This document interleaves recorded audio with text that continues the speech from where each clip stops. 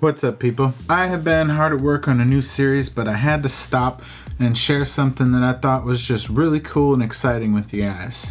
So if you haven't heard about it yet, there's this new social media app out called Vero.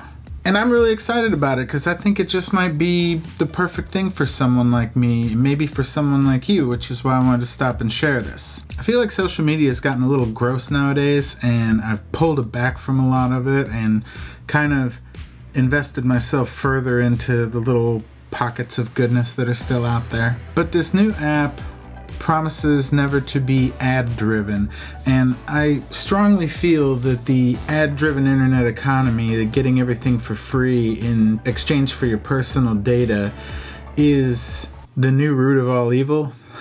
It's causing a lot of the bad things that have been happening on the internet lately over the past few years. Vero is another social media platform, but no ads, no algorithms. The feed comes to you just based on your own preferences. They're not mining your data, and it's just now starting to blow up. So now's a really cool time to get in if you guys are interested and be an early adopter on something. So let me explain real quick why I'm frustrated with some of the current social media options out there. For example, Facebook.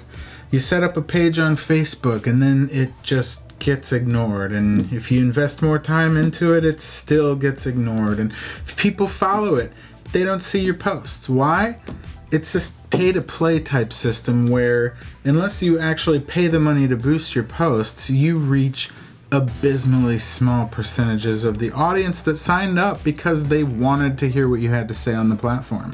The other thing is that I make these YouTube videos, and they are getting better and better at burying anything YouTube related. For a while you could put a YouTube link in the comment and then your posts wouldn't get ignored, but engagement is just going down as they're fighting really hard to keep people in Facebook and not over on YouTube. I could post my videos to Facebook, but there's just not the same opportunity there. And Facebook is really a different audience. People want short little quick things that they can scroll by in their feed and then get a mid-roll ad in a 15-second video. But anyway, their video sucks. And then there's Twitter.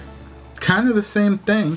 YouTube videos do not perform well there. I don't know if they throttle them or not. I generally get ignored on that platform, period. I was actually kind of an early adopter on Twitter, and I was really engaged at first for maybe the first year that it was out, and then I stopped. Years went by, I came back, and now it's just like yelling out into a canyon. And let's be real, even the most innocuous post on Twitter can have the most toxic comments. I have trouble scrolling through a Twitter feed because I know that it's going to make me feel kind of gross or angry at some point. Now, I still really like Instagram, but they seem to be heading south. The introduction of the algorithm was not a good thing. They're not innovating at all when it comes to sharing your work as a photographer or an artist. And generally, I find myself not wanting to post certain types of content on Instagram. Although I do put them in the stories, you want that nice polished feed. You don't want it mixed up with all this other stuff. So I've all but left Facebook and deleted it off of my phone. Twitter's probably next. Still hanging out on Instagram, still having fun on there. But if all goes well, I'd really like to just replace those other platforms with Vero. So let me tell you why I think that it's such a cool platform for creative people like myself and probably you. If you're like me, you're into a lot of different things. I'm into photography and art and music and books and movies and poetry and just all of this different stuff, right? And usually you kind of share different things with different people. Like on Facebook, I share my videos a lot, but before that, it was really just a place for friends and family. And then Instagram is where I was kind of more focused on just my work.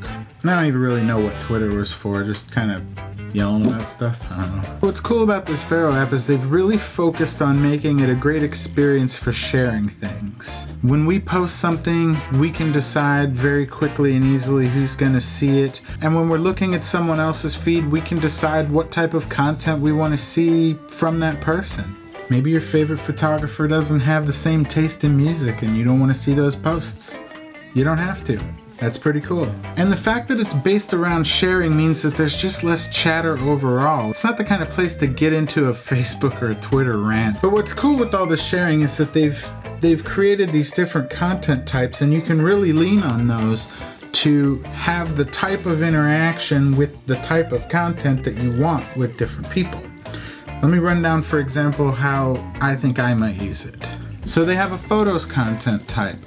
That'll give me a great place to share my work, my photography, maybe some of my artwork. That gives people the opportunity that if they just want to follow me just to see my work, they could turn off all of that other stuff and have a nice clean Instagram type feed. But then a really big one for me is the sharing of links. Now this gives me a great way to share my YouTube videos. I don't have to worry about anybody not seeing them. They play really well right in the app without even going off site, and already people are starting to engage with them. Then there's other things that I tend to share maybe on Facebook or in Instagram stories, like music that I'm into or books that I want to recommend. But in Vero, music, movies, books, they each have their own content type. You can look up what it is that you either are watching or reading or want to recommend or listening to or do not recommend.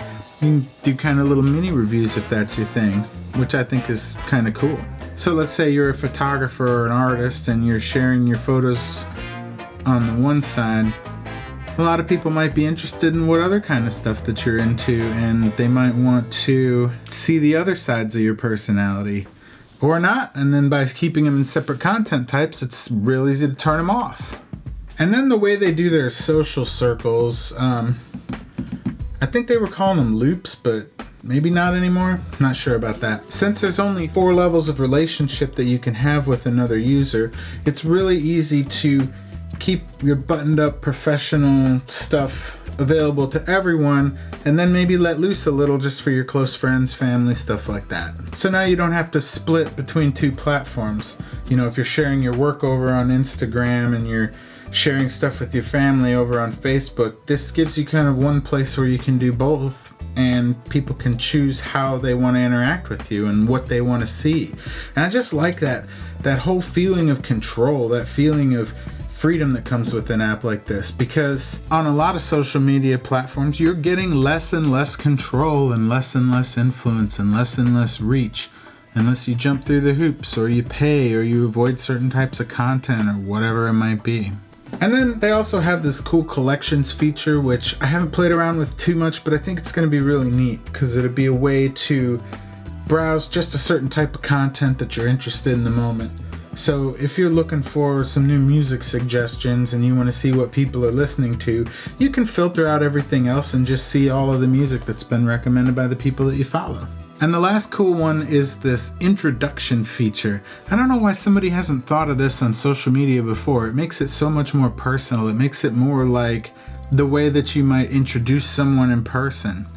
So for example, when Jody joined, I introduced her to everyone, gave everyone a little bit of a rundown. I know everyone is like 2 people so far, but it's new, give it time, I'll be fine. And I thought it was cool. I like the idea that other people might introduce somebody to me and to their circles. It might be something that I'm into. I just think it's a kind of a new way to look at it. It's a little bit more like the real world. So far, I haven't dug into everything, and my wish list is very small, but there are a couple things that I would like to see implemented. The first one is that I'd like for them to have something like stories. I never really got into Snapchat, but I did get into Instagram stories, and I understand it's kind of the same thing. But I've really enjoyed that little running feed and kind of seeing how people creatively put it together, and I've had a lot of fun making them. So I hope we see something like that, something similar, if not a rip-off the way that Instagram did it. It would be kind of a cool addition to Vero. And the second thing that I'd really like to see, which I can only imagine is coming, or maybe it's in there and I just haven't found it yet, is live streaming. That's one thing that's definitely going to keep me on Instagram. I love the little impromptu live feeds that people do. I'd like to start doing them myself sometime, so that would be a really cool feature. And I feel like I'm probably preaching to the converted here and that you're already at work on it, but if you're not, hey, good opportunity there.